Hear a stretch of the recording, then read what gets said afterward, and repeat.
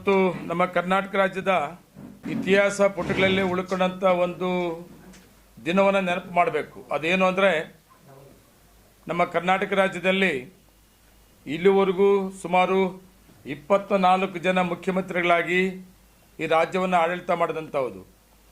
ಆ 24 ಜನದಲ್ಲಿ ಅತಿ ಹೆಚ್ಚಿನ ಈ ಕರ್ನಾಟಕ ರಾಜ್ಯದ ಆಡಳಿತವನ್ನು ನಡೆಸಿದಂಥವರು ದೇವರಾಜ ಅರಸು ಅಂತಿತ್ತು.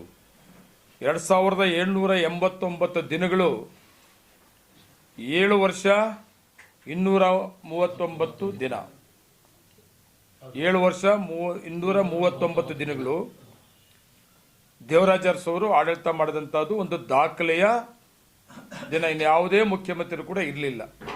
ಆ ದಾಖಲೆಯನ್ನು ಇವತ್ತು ಸನ್ಮಾನ್ಯ ಕರ್ನಾಟಕ ರಾಜ್ಯದ ಈಗ ಮುಖ್ಯಮಂತ್ರಿಗಳಾದಂಥ ನಮ್ಮ ಸಿದ್ದರಾಮಣ್ಣವರು ಇವತ್ತು ದಾಖಲೆಯನ್ನು ಮುರಿದಿದ್ದಾರೆ. 2790 ದಿನಗಳು, 2790 ದಿನಗಳು, 7 ವರ್ಷ 240 ದಿನಗಳು. ಈ ದಾಖಲೆಯನ್ನು ಇವತ್ತು ನಮ್ಮ ಕರ್ನಾಟಕ ರಾಜ್ಯದ ಮುಖ್ಯಮಂತ್ರಿ ಸಿದ್ದರಾಮಣ್ಣವರು ಮಾಡಿದ್ದಾರೆ. ಇವತ್ತು ದಾಖಲೆ ಮಾಡೋದ್ರ ಜೊತೆಗೆ ದೇವರಾಜ ಅರಸನ್ನು ತಿಳ್ಕೊತಾ ಇದ್ವಿ. ನಮ್ಮ ಕರ್ನಾಟಕ ರಾಜ್ಯದಲ್ಲಿ ಸಾಮಾನ್ಯ ಜನ, ಎಲ್ಲ ವರ್ಗದ ಜನ ಅವರ ಆಡಳಿತವನ್ನು ನೆನಪು ಮಾಡ್ಕೊತಾ ಇದ್ವಿ. ನಾವು ಉಳುವನ ಭೂಮಿಯ ಒಡೆಯ ಸುಮಾರು ಯೋಜನೆಗಳನ್ನು, ಕಾರ್ಯಕ್ರಮಗಳನ್ನು ಕೊಟ್ಟಂಥದ್ದು ದೇವರಾಜ ಅರಸು. ಮತ್ತು ಹಿಂದುಳಿದ ವರ್ಗದ ಒಂದು ಕಮಿಷನ್ ಪ್ರಾರಂಭ ಮಾಡಿದ್ದು ಕೂಡ ಆಯೋಗ, ಮತ್ತು ಸಾಮಾನ್ಯ ಜನ ಪರವಾಗಿ ಕೊಟ್ಟಂಥ ಕಾರ್ಯಕ್ರಮಗಳು. ಅದು ಬಿಟ್ಟರೆ ಆ ಹೆಸರನ್ನು ಮತ್ತೆ ಕರ್ನಾಟಕ ರಾಜ್ಯದಲ್ಲಿ ಮಾಡಿದಂಥವರು ಒಂದು ಹಿಂದುಳಿದ ವರ್ಗದಲ್ಲಿ ಹುಟ್ಟಿ, ಒಂದು ಸಾಮಾನ್ಯ ರೈತರ ಕುಟುಂಬದಲ್ಲಿ ಹುಟ್ಟಿ, ರಾಜ್ಯ ರಾಜಕಾರಣ ಇತಿಹಾಸ ಇಲ್ಲದೆ ಅಂತ ಕುಟುಂಬದಲ್ಲಿ ಹುಟ್ಟಿ ಇವತ್ತು ಕರ್ನಾಟಕ ರಾಜ್ಯದಲ್ಲಿ ದಾಖಲೆ ಮಾಡೋದಂದರೆ ಅಷ್ಟು ಸಲೀಸಲ್ಲ. ಇವತ್ತು ಆ ದಾಖಲೆಯನ್ನು ಮಾಡಿದ್ದಾರೆ. ಅವರಿಗೆ ಮುಂದಿನ ದಿನಗಳಲ್ಲೂ ಕೂಡ ಆರೋಗ್ಯ ಕೊಡಲಿ, ಈ ಕರ್ನಾಟಕ ರಾಜ್ಯದ ಜನತೆಗೆ ಇನ್ನೂ ಹೆಚ್ಚಿಗೆ ಸೇವೆ ಮಾಡೋಂಥ ಅವಕಾಶವನ್ನು ಕೂಡ ಕೊಡಲಿ. ಈಗಾಗಲೇ ಅವರು ಬಜೆಟ್ 16 ಬಜೆಟ್ ಆಗಿದೆ. ಈಗ ಅದು ಒಂದು ದಾಖಲೆ.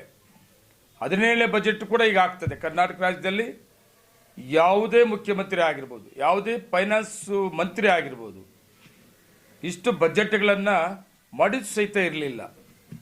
ಒಂದು ಇತಿಹಾಸ ಪುಟಗಳಲ್ಲಿ ಉಳ್ಕೊಂಡಂಥ ಒಂದು ದಾಖಲೆಯಲ್ಲಿ ಇವತ್ತು ಸಿದ್ದರಾಮಯ್ಯವರು ಸೇರಿದ್ದಾರೆ. ಅವರಿಗೆ ನಾನು ವೈಯಕ್ತಿಕವಾಗಿ ಅವರಿಗೆ ಆರೋಗ್ಯವನ್ನು ಬಯಸೋ ಜೊತೆಗೆ ಇನ್ನೂ ನಮ್ಮ ರಾಜ್ಯದ ಜನತೆಯ ಸೇವೆ ಮಾಡೋಂಥ ಅವಕಾಶ ಸನ್ಮಾನ್ಯ ಸಿದ್ದರಾಮಯ್ಯವ್ರಿಗೆ ಇರಲಿ ಅನ್ನೋದನ್ನು ನಾನು ಹಾರೈಸ್ತಾ ಇದ್ದೀನಿ. ಇವತ್ತು ಸಿ ಎಂ ಬದಲಾವಣೆ ಮಾಡೋದ್ರ ಬಗ್ಗೆ ನಾನು ಮೊದಲು ಕೂಡ ಮಾತಾಡಿದ್ದೀನಿ, ಇವತ್ತು ಕೂಡ ಮಾತಾಡೋಕ್ಕೆ ಹೋಗೋದಿಲ್ಲ. ಇವತ್ತು ಕರ್ನಾಟಕ ರಾಜ್ಯದಲ್ಲಿ ಕಾಂಗ್ರೆಸ್ ಸರ್ಕಾರ ಬರಬೇಕಾದ್ರೆ ಸಿದ್ದರಾಮಯ್ಯವರು, DK ಶಿವಕುಮಾರ್ ಅವರು ಬೇಕಾದಷ್ಟು ಅವರು ಶ್ರಮ ಇದೆ. ಅದ್ರ ಜೊತೆಗೆ ಮಲ್ಲಿಕಾರ್ಜುನ ಖರ್ಗೆ ಅವರು, ಇನ್ನೂ ಸುಮಾರು ಜನ ನಾಯಕರು ಕೂಡ ಶ್ರಮ ಇದೆ. ಆದರೆ ನಮ್ಮ ಕಾಂಗ್ರೆಸ್ಸಲ್ಲಿ ಹೈಕಮಾಂಡ್ ಅಂತಿದೆ. ಹೈಕಮಾಂಡ್ ತೀರ್ಮಾನಕ್ಕೆ ನಾವೆಲ್ಲ ಬದ್ಧವಾಗಿರಬೇಕಾಗ್ತದೆ. ಯಾವುದೇ ಕಾರಣಕ್ಕೂ ನಾವು ಹೈಕಮಾಂಡ್ ತೀರ್ಮಾನಕ್ಕೆ ವಿರುದ್ಧವಾಗಿ ನಾವೇನು ಸ್ಟೇಟ್ಮೆಂಟ್ ಕೊಡೋದ ಇಲ್ಲ. ಈಗ ನಮ್ಮ ಮುಖ್ಯಮಂತ್ರಿ ಸಿದ್ದರಾಮಯ್ಯವರು ಇದ್ದಾರೆ, ಒಳ್ಳೆ ಕೆಲಸ ಮಾಡ್ತಾ ಇದ್ದಾರೆ.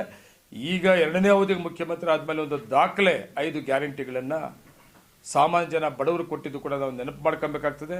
5 ಗ್ಯಾರಂಟಿಗಳು ಸುಮಾರು ಒಂದು ವರ್ಷಕ್ಕೆ 60,000 ಕೋಟಿಗೆ ಕಮಿಷನ್ ಇಲ್ಲ, ದಲ್ಲಾಳಿಗಳಿಲ್ಲ, ಮಧ್ಯವರ್ತಿಗಳಿಲ್ಲದೆ ನೇರವಾಗಿ ಅದು ಅನ್ನಭಾಗ್ಯ ಇರ್ಬೋದು, ಗೃಹ ಜ್ಯೋತಿ ಇರ್ಬೋದು, ಗೃಹಲಕ್ಷ್ಮಿ ಇರ್ಬೋದು, ಶಕ್ತಿ ಇರ್ಬೋದು, ಯುವನಿಧಿ ಇರ್ಬೋದು. ಈ 5 ಕಾರ್ಯಕ್ರಮ BJP ಅವರು ಟೀಕೆ ಮಾಡ್ತಾರಲ್ಲ, ಇವತ್ತು ಸಾಮಾನ್ಯ ಜನ ಟೀಕೆ ಮಾಡಲ್ಲ. ಸಾಮಾನ್ಯ ಜನ ಖುಷಿ ಪಡೋಂಥ ಕಾರ್ಯಕ್ರಮ ಸನ್ಮಾನ್ಯ ಸಿದ್ದರಾಮಯ್ಯವರು ಕೊಟ್ಟಿದ್ದಾರೆ. ಇನ್ನೂ 2.5 ವರ್ಷ ಇದೆ. ಇನ್ನೂ 2.5 ವರ್ಷ ರಾಜ್ಯದ ಅಭಿವೃದ್ಧಿಗೆ, ಡೆವಲಪ್ಮೆಂಟ್ಸಿಗೆ ಶಕ್ತಿ ಕೂಡ ಕೊಡಲಿ ಅಂತ ಹಾರೈಸ್ತೀನಿ. ಆಯಿತು, ಅವ್ರ ದೊಡ್ಡ ಕೊಡುಗೆಗಳವೆ. ಕುಮಾರಸ್ವಾಮಿ ಅವ್ರದ್ದೇ, ಯಡಿಯೂರಪ್ಪಂದು ಅದೇ, ಮತ್ತು ಇನ್ನು ಆದಂಥ ಮುಖ್ಯಮಂತ್ರಿಗಳು 6 ತಿಂಗಳು ವರ್ಷ ಇದ್ರಲ್ಲ ಮುಖ್ಯಮಂತ್ರಿಗಳಾಗಿ, ಅವ್ರ ದೊಡ್ಡ ಕೊಡುಗೆಗಳಿದೆ. ಕೊಡುಗೆಗಳಿಲ್ದರೇ ದಾಖಲೆ ರೆಕಾರ್ಡ್ ಮಾಡಿದ್ರಾ? ಹೆಸರಿಲ್ದ ದಾಖಲೆ ರೆಕಾರ್ಡ್ ಮಾಡೋಕ್ಕಾಗ್ತದಾ? ಸಿದ್ದರಾಮಯ್ಯ ಮೇಲೆ ಮಾತಾಡೋ ಅರ್ಹತೆ ಯಾವ ನಾಯಕರಿಗೂ ಇಲ್ಲ ಅಂತ ಹೇಳ್ತೀನಿ. ವಿರೋಧ ಪಕ್ಷದ ನಾಯಕರುಗಳಿಗೆ, ಮುಖ್ಯಮಂತ್ರಿಗಳಾಗಿದ್ದವರು ಅಷ್ಟೇ. ಮುಖ್ಯಮಂತ್ರಿಗಳು ಎಲ್ಲಿಂದ ಆದರು? ಬಿಜೆಪಿ ಹೆಂಗಾದ್ರು MLA ಖರೀದಿ ಮಾಡ್ಕೊಂಡು ಮಾಡಿದ್ರು. JDS ಅವ್ರು ಹೆಂಗಾದ್ರು ಬಿಜೆಪಿ ನ್ಯಾಮರ್ಸ್ 2 ದಿನ ಆದ್ರು, ಕಾಂಗ್ರೆಸ್ ನ್ಯಾಮರ್ಸ್ 2 ದಿನ ಆದ್ರು. ಸಿದ್ದರಾಮಯ್ಯವ್ರು ಯಾರನ್ನ ನ್ಯಾಮರ್ಸ್ ಆಗವರ? ಸಿದ್ದರಾಮಯ್ಯನ ನಾಯಕತ್ವನ, DK ಶಿವಕುಮಾರ್ ಅವರ ನಾಯಕತ್ವನ, ಅವ್ರ ನಾಯಕತ್ವ ಬೇಕು ಅಂತೇಳಿ ರಾಜ್ಯದ ಜನತೆ ಮೆಜಾರಿಟಿ ಸರ್ಕಾರ ಕೊಟ್ಟಿದ್ದರಿಂದ ಇವತ್ತು ದಾಖಲೆಯ ಒಂದು ಸರ್ಕಾರ ನಡೀತಾ ಇದೆ. ವಿರೋಧ ಪಕ್ಷದವ್ರು ಟೀಕೆ ಮಾಡೋದಕ್ಕೆ ಅವ್ರಿಗೇನು ಬೇರೆ ಇಲ್ಲ, ಅದಕ್ಕೆ ಟೀಕೆ ಮಾಡ್ತಾರೆ ಅಷ್ಟೇ.